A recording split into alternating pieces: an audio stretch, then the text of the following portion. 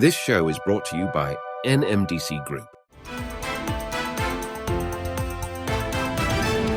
MENA M&A transactions hit $59.5 billion and due Q3 net profit rises 57.7%.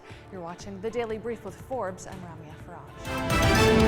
M&A transactions with any MENA involvement hit $59.5 billion during the first 9 months of this year, a drop of 16% year on year, according to LSEG.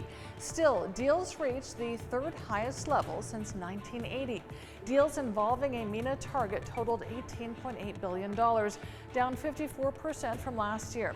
Inbound deals involving a non-MENA acquirer declined 43% to $5.8 billion. Domestic deals decreased 57% to $12.9 billion. MENA outbound M&A totaled $37.9 billion, up 44% from last year. The UAE has secured the top spot as the most funded country for climate tech ventures in the MENA and Turkey region, according to Magnet. It secured 62% of the total venture funding across 45 deals between 2018 and 2022, totaling $401 million.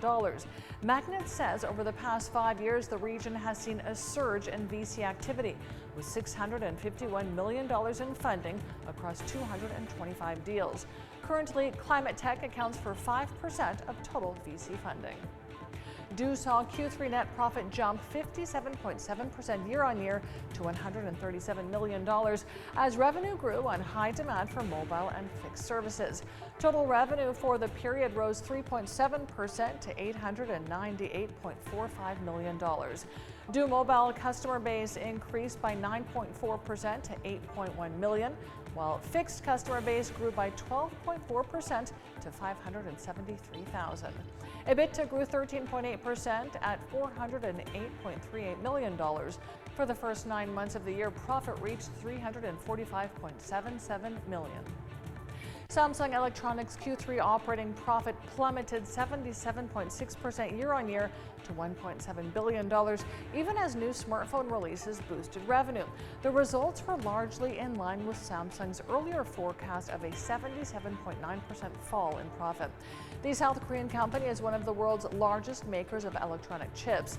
Net profit dropped 37.7% year on year to $4.29 billion.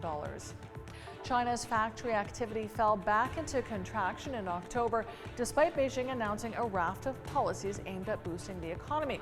The official manufacturing PMI stood at 49.5 in October, below the 50-point mark separating expansion from contraction.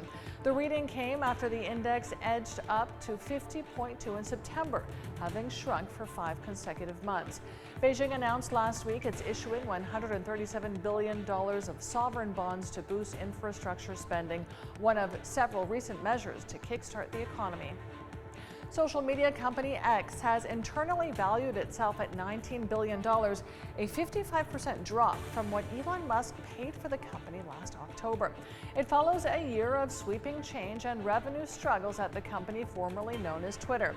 X handed out stock grants to employees that showed it was worth about $19 billion. And Google CEO Sundar Pichai has defended the search engine in an antitrust trial. The U.S. government is trying to prove that Google has illegally created a monopoly in the online search market. The case focuses on several contracts where Google has paid tech firms to keep its search engines as the default in their devices. Pichai said Google is in fact paying to make its search engines the default, with the aim of increasing usage of its products and its services. This is the Daily Brief. Thanks for watching. This show is brought to you by NMDC Group.